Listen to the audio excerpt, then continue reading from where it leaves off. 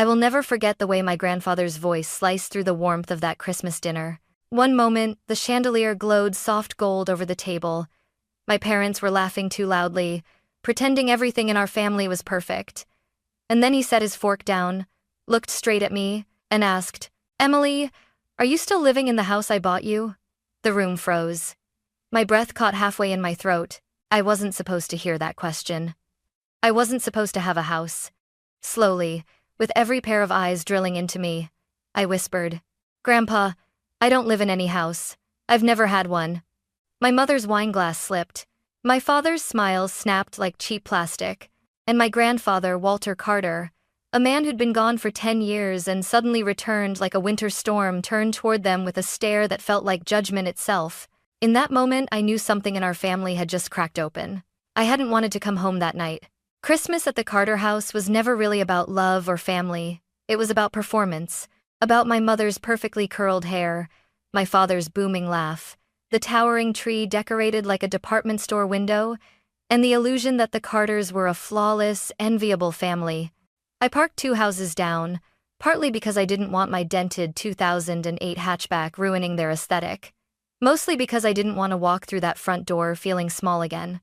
Inside, everything sparkled. Crystal ornaments refracted the light. A string quartet version of Silent Night floated through the living room. Guests murmured compliments. My parents basked in every one. My mother spotted me first.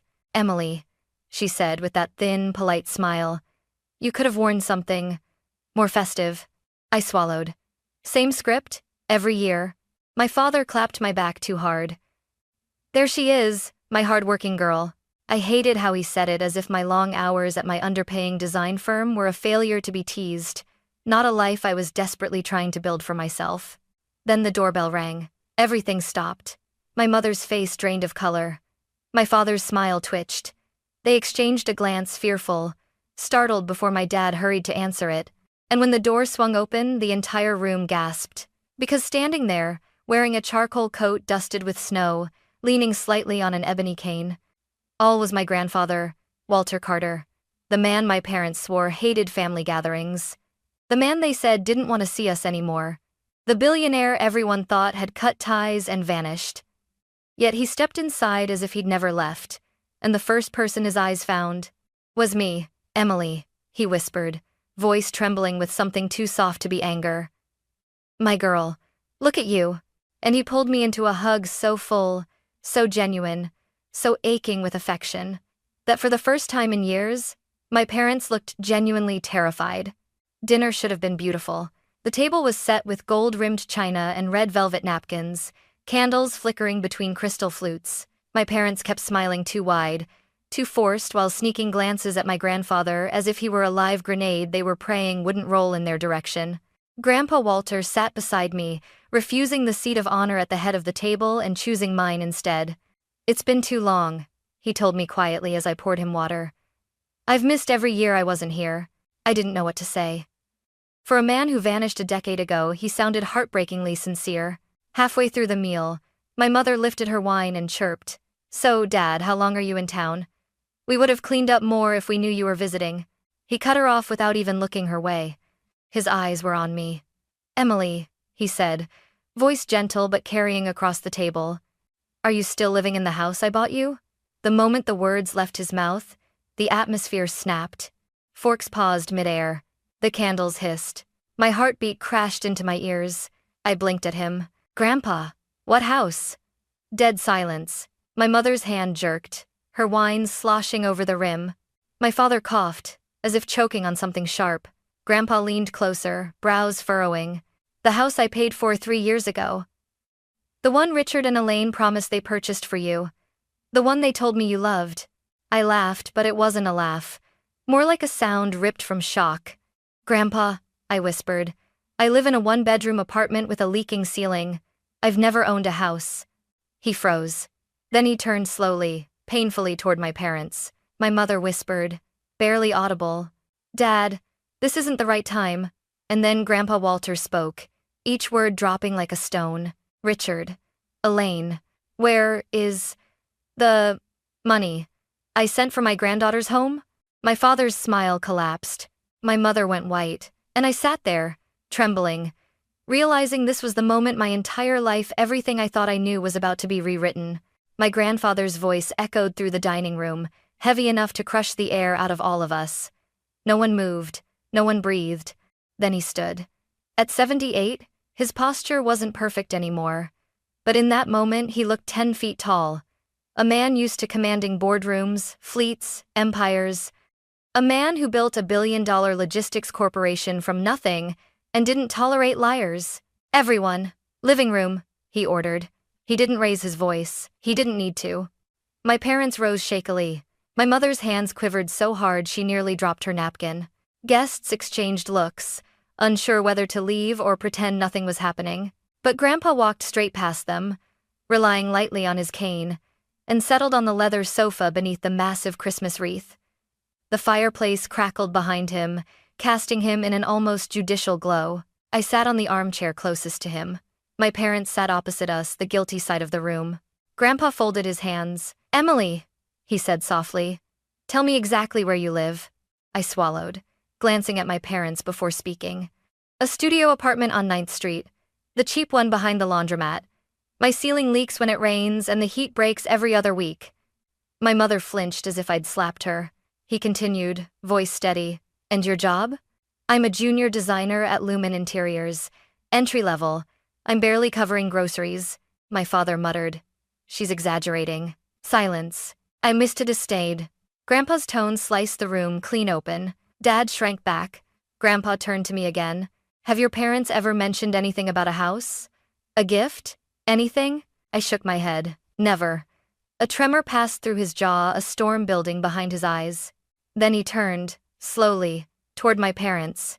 "3 years ago," he began, "I wired you $400,000, earmarked specifically, explicitly for a modest starter home for Emily." My mother's lips parted. My father stared at the carpet. Grandpa continued, pulling his phone from his coat pocket. "I still have the messages you sent me." He tapped the screen, then read aloud, voice icy. "Thank you, Dad. Emily is settling into the new place and absolutely loves it. We'll send photos soon." My breath caught. Photos? New place? My parents had told him that? My father finally spoke, his voice strained, desperate. "Dad, we were going to buy it.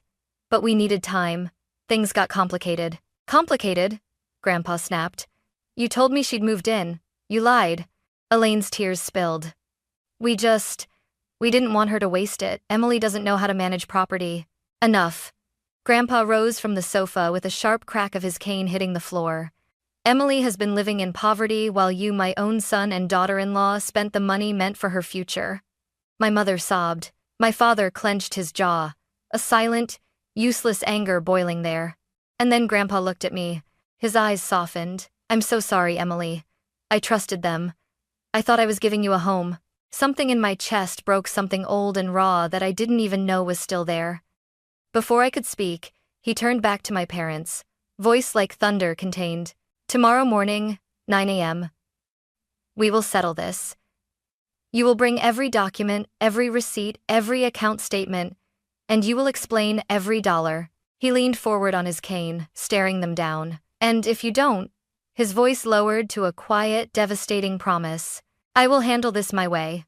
My father's face collapsed. My mother burst into full, shaking sobs. And I sat there, caught between shock and heartbreak, realizing that the life I'd struggled through wasn't an accident. It was engineered. The guests quietly slipped out after that. No one dared linger in a house where the temperature had just dropped below freezing. Even the Christmas lights outside seemed dimmer, as if the entire neighborhood sensed the implosion happening inside the Carter home. My parents followed Grandpa into his study like two criminals being escorted into an interrogation room. The heavy mahogany door shut behind them with a thud that rippled down my spine. I lingered outside, heart pounding. Their muffled voices escalated almost instantly. My father, "Dad, you don't understand the pressure we've been under." My grandfather, "I understand theft, Richard. I understand lies." My mother, "We only borrowed it. We plan to..." Grandpa's voice cut like a blade. "Borrowed? You bought yourself a lake house." I slapped a hand over my mouth. "A lake house?" My parents always claimed it was an investment property they'd saved for years to acquire. Now I knew the truth. It was bought with the money meant for me. The door swung open suddenly, and my father stormed out, red-faced, breathing hard like he'd run a marathon. "Emily," he snapped, "don't you dare look at me like that. I'm not—" "Don't play innocent," he hissed. "You think you're some victim? Your grandfather spoils you for one night and suddenly—" "Richard." Grandpa's voice loomed behind him. My father froze. Grandpa stepped out of the study, placing a steadying hand on my shoulder. His expression softened only for me. "We're done for tonight, sweetheart. Go home and rest. I'll come see where you live." My mother gasped. "No, Dad, please, her apartment isn't—" He turned on her. "What? Isn't good enough for my granddaughter? Because you two made sure of that?" Mom covered her face with both hands, shoulders shaking. Dad pulled her into his chest, but even from where I stood, I could see it wasn't affection, it was fear. Grandpa looked back at them with eyes filled not with anger but with betrayal so deep it seemed to age him. "We meet tomorrow at Jonathan Hale's office," he declared. 9 sharp. And don't insult me by being late." I walked him to the front door, unsure if I should hug him again or apologize or collapse into tears. But he squeezed my hand and said softly, "I trusted the wrong people. Let me fix what I broke." My parents watched from the hallway, silent like two ghosts fading at the edges. When Grandpa stepped out into the cold night, his breath forming icy clouds, he paused and looked back at me. "Don't let their shame become yours, Emily." The door closed behind him, and for the first time in my life I saw the truth in my parents' eyes. They weren't devastated that they had hurt me. They were terrified that they had been caught. I barely slept. All night I replayed Grandpa's words, his shock, his disappointment, the way his voice cracked when he realized I'd been struggling alone. I kept expecting to wake up and find the entire evening had been a nightmare stitched together by exhaustion. But morning came, and the nightmare was still very, very real. At exactly 8:10 a.m., my phone buzzed. "Grandpa, Walter. Outside. Let me in." My chest tightened. I rushed down the rusted stairwell, my boots echoing against the peeling paint. When I pushed open the building's front door, I found Grandpa standing there in a charcoal coat, snowflakes settling into his silver hair. His eyes scanned the building slowly, taking in the cracked bricks, the flickering 3 apartment sign, the overflowing dumpster too close to the entrance. He whispered, barely audible, "They let you live here?" I swallowed. It's not that bad. But it was. And we both knew it. I led him up the stairs, avoiding the spot on the railing that broke off last week. When we reached my door, I hesitated. I had never felt so exposed. But Grandpa nodded gently. "Show me, Emily. I need to see." So I pushed the door open. The apartment looked exactly as it always did, small, suffocating, exhausted. But in front of my grandfather, it suddenly looked humiliating. A single pull-out bed that doubled as a sofa, a kitchenette with one burner broken, a patch of mold near the bathroom tile I'd tried scrubbing for months, the plastic Christmas tree from Dollar Mart, the bucket under the leak near the window. Grandpa stepped inside slowly, like he had walked into a crime scene. He touched the wall, ran his fingers over the peeling paint, then looked at my drafting table covered in sketches, textbooks, and instant noodle cups. "Emily?" His voice cracked. "You've been living like this?" I forced a smile. "It's temporary. Rent is cheap and I'm saving up." "Saving up?" His tone sharpened. "For what? Survival?" I didn't answer. Grandpa walked toward the window, staring at the duct-taped frame and the street below. His hands trembled on his cane out of anger, not age. Then he looked at me with eyes filled with a mixture of love and devastation. "I gave them money," he whispered. "Enough for a safe home, a decent life, a beginning." His voice rose. "And instead of giving that to you, they used it for themselves." My throat tightened. They thought I wasn't ready. He turned sharply. "Ready? Emily, you've been ready for everything life threw at you and you faced it alone." His voice broke. "Because they left you with nothing. That did it." The dam burst. Years of silence, shame, and pretending I was fine, I finally let it spill. I worked 2 jobs. I skipped meals. I patched the ceiling myself because the landlord didn't care. I paid my own tuition. They said I should learn responsibility, Grandpa. My voice cracked. I thought I deserved this. Grandpa's expression shattered. He stepped forward slowly, painfully, and pulled me into his arms. His coat smelled faintly of cedar and winter air. "Emily," he whispered into my hair, "you deserved love, not punishment." I clung to him, sobbing in a way I hadn't allowed myself to sob in years. When I finally stepped back, he wiped my tears with gentle thumbs. "Get your things," he said. "You're not spending another night in this place." I stared. "Where are we going?" He smiled, sad but determined. "To the truth," he said. "And after that, to justice." He placed a warm hand on my shoulder. "Today, we let your parents explain themselves to someone who won't let them lie." I blinked. "The lawyer?" He nodded once. "Jonathan Hale is waiting. And trust me, Emily." His eyes hardened. "Your parents won't walk out of his office the same people they walked in as." A cold shiver ran down my spine. For the first time in my life, I wasn't afraid to face my parents. Because this time, I wouldn't be facing them alone. Jonathan Hale's office didn't look like a place where lives were destroyed. It was too bright. Too modern. All glass walls, chrome finishes, and sharp white lighting that made everything feel sterilized like a surgical room for secrets. Grandpa and I arrived at 8:55 a.m. My parents arrived at 9:12. Of course they were late. They walked in fast, my mother trembling, my father stiff, jaw tight like he was marching into battle. Dad barely spared me a glance. Mom tried to give me a weak smile, but it collapsed when she saw Grandpa's expression. Jonathan Hale, gray-haired, sharp-eyed, impeccably pressed suit rose from behind his desk. "Mr. Carter, Emily." He shook our hands, then turned to my parents. "Richard, Elaine, please sit." No warmth, no politeness, just business. We all took our seats around a long conference table. My parents sat across from me and Grandpa, like an invisible line had been drawn down the room. Jonathan opened a thick navy folder. "Let's begin." My father cleared his throat. "Jonathan, this is a misunderstanding. We just need more time. And I need honesty," Grandpa cut in. Jonathan didn't even glance at Dad. He simply pulled out a packet, a printed bank statement, and slid it across the table. "This is the transfer Mr. Carter made to you 3 years ago. $400,000. Marked for the purchase of a home for Emily." My mother stared at the paper as if it might burn her. Jonathan continued, pulling out another document. "This," he slid the next page forward, "is the record of where that money went." My stomach twisted. I didn't want to look, but I did. $40,000. Custom renovations for a lake property.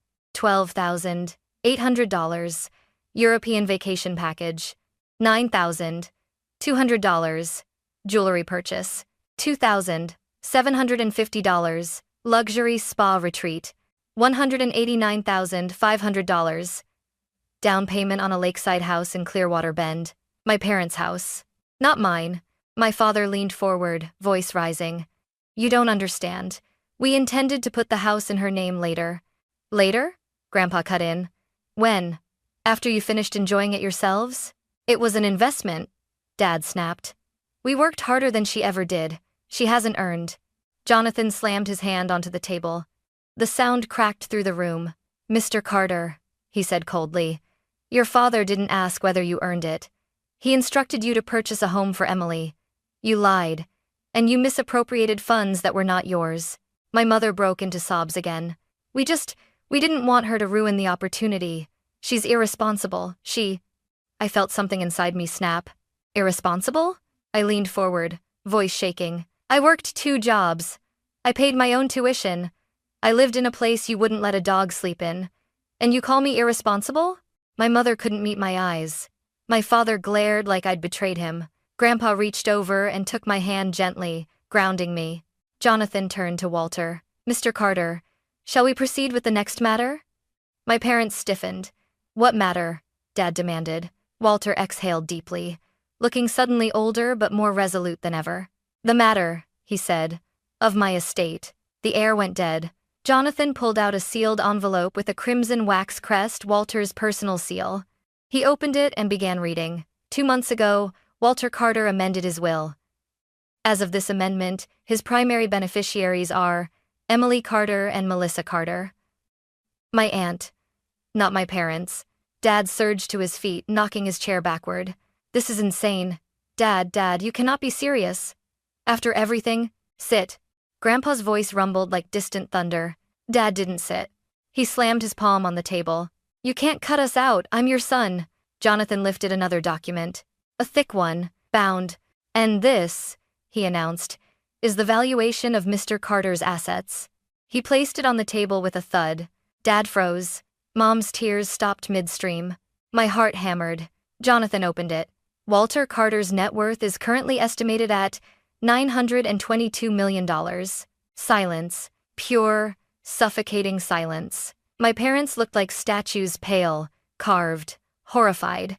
Grandpa's voice cut through the stillness. I built an empire, and I will not leave it to people who lie, cheat, and abandon their own daughter. My father's voice rose into a strangled shout. You're giving it to her? She didn't build anything. She didn't suffer like we didn't suffer, I whispered. He looked at me and something ugly flickered across his face, something I'd spent years pretending I didn't see. Grandpa leaned forward. Emily will inherit everything, he said calmly. Because she has character. Something money can't buy. Something you... He looked straight at Dad. Lost long ago. My father's rage burst. No, I refuse this manipulation, he roared. You're letting that girl poison your mind. That girl, Grandpa said, voice low and dangerous, is the only one in this room who hasn't lied to me. Jonathan closed the file. This concludes the estate meeting. Unless, he added, eyes like steel, someone would like to contest the will legally? The question hung like a blade. Dad swallowed. Mom trembled. Neither spoke. They knew they had no ground. No evidence. No moral high ground. No claim, because everything had just collapsed at their feet. And all they could do was watch the empire they thought was theirs shift into my hands. If the room had felt tense before, now it felt radioactive. My parents sat stiffly, like their spines had turned to stone. My mother clutched the edge of the table so tightly her knuckles bleached white. My father stared at the floor, jaw clenched, temples pulsing as if the truth might magically disappear if he refused to meet our eyes. But Jonathan wasn't finished. He pulled out one more folder, a thicker one, bound in deep burgundy, sealed with a gold clip. Mr. Carter, he said, turning to my grandfather, with your permission, we should proceed to the documented evidence. My father's head snapped up. What evidence? Grandpa's gaze sharpened. The evidence I told Jonathan to gather, after you lied to me the first time. Dad stood so abruptly, his chair screeched. You investigated us? Grandpa didn't blink. You lied about your daughter's home. You lied to my face. I needed to know if it was a one-time sin or a pattern. Jonathan slid the burgundy folder into the center of the table. Let's review, the lawyer said, voice crisp as glass breaking. Starting with the misuse of Emily's home funds, he opened the folder. Page 1. Down payment, Clearwater Bend Lake House, $189,500. Signed by Richard Carter. Dad swallowed hard. That wasn't misuse, you don't understand how. Jonathan lifted a hand. Next. Page 2. Invoice. Diamond Crescent Jewelers, $9,214. Recipient. Elaine Carter. Mom's face flushed scarlet. I was going to pay it back, Next, Jonathan repeated. Page 3. Flight tickets. Rome, Paris, Barcelona, $12,800. 2 passengers. Richard and Elaine Carter. My stomach lurched. Dad slammed both palms on the table. That was our anniversary trip. It had nothing to do with, but it was paid with Emily's house funds, Jonathan said coldly. Funds Walter entrusted to you. Funds you repeatedly claimed were already used to purchase a home for her. My mother stared into her lap, shaking. Jonathan flipped again. Page 4. Page 5. Page 6. Luxury purchases. Spa retreats. Designer handbags. Renovations on the lake house. All tied to the same account. All paid for with my grandfather's money. Money meant for my future. Dad's voice cracked. Stop this. Stop, Jonathan. We can settle this privately. This is private, Jonathan replied. I could have summoned law enforcement instead. Mom whimpered. Grandpa leaned back, his cane resting across his knees, his voice low and full of steel. You both lived a life of comfort funded by money that belonged to my granddaughter. Emily patched leaks in her apartment ceiling while you stood on the deck of a lake house bought with her home. My mother broke, sobbing into her hands. Dad, please, we made mistakes, but we're still your family. Grandpa's lips pressed into a thin, trembling line. Family, he repeated softly, is not a shield you can hide behind when you've done wrong. Dad's fists balled. So that's it? He snarled. You're going to destroy your own son? Throw your entire legacy to someone who didn't earn it? Emily doesn't know how to handle money. She'll waste it. I stood. No trembling. No shrinking. Just clarity. Cold and sharp. Enough. Dad blinked. I stepped closer to him, close enough to smell his aftershave.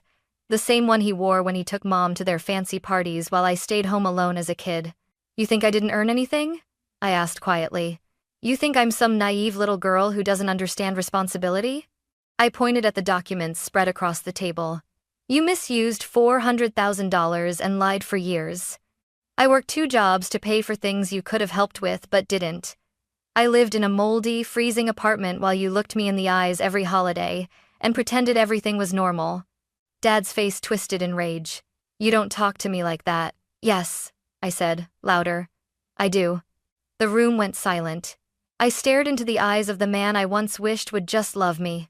Because you didn't just lie to Grandpa, I said. You lied to me. You abandoned me while I was still living under your roof. Dad's breath shook. Mom whispered through tears. Emily, honey. I turned to her, not cruel but firm. You let it happen. She shattered. Grandpa's voice entered the silence, low but devastating. You betrayed your daughter, and you betrayed me. Dad opened his mouth, but Grandpa raised a hand. No more excuses. No more lies. Jonathan slid a final document across the table, a legal notice. Dad picked it up with trembling fingers. His face drained of color as he read. What is this? Jonathan answered calmly. Full transfer of the Clearwater Bend property to Emily Carter within 7 days.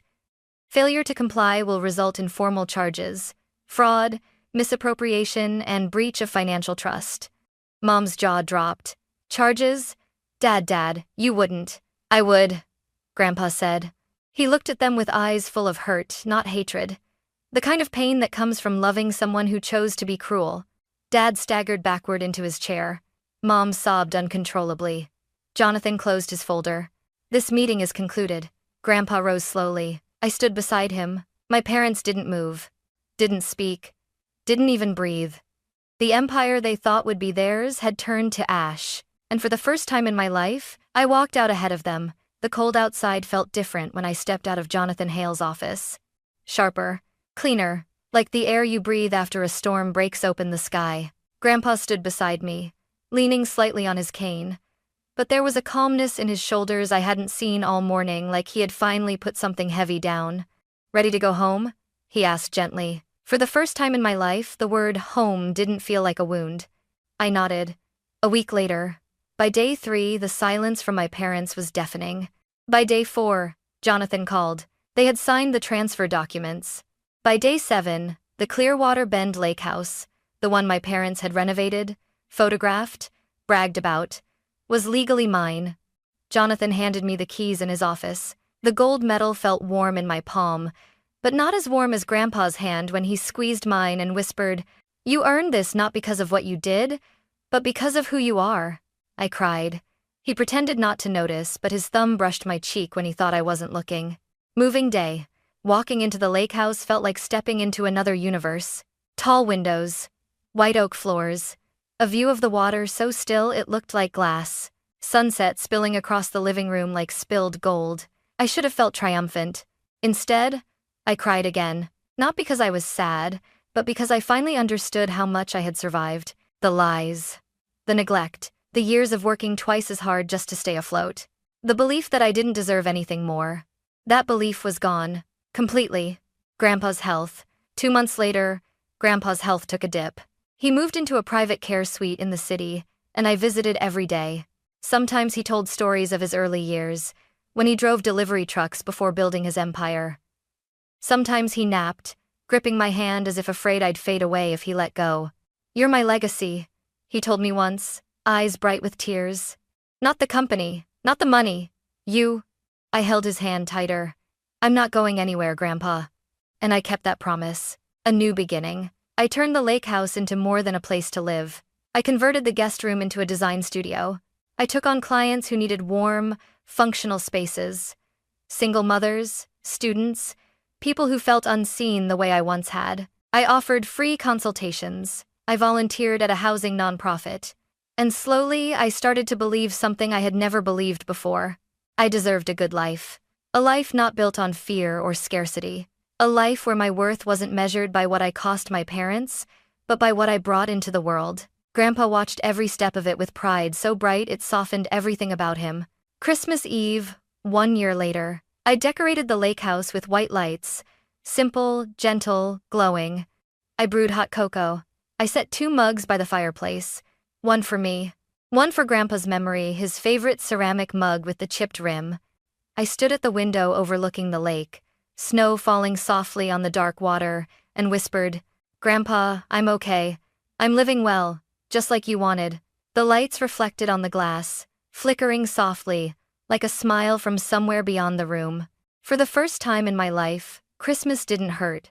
It felt like hope, like healing, like a future finally mine. And I knew, deep in my chest, that I would spend the rest of my life honoring the man who believed in me, when the people who were supposed to, didn't.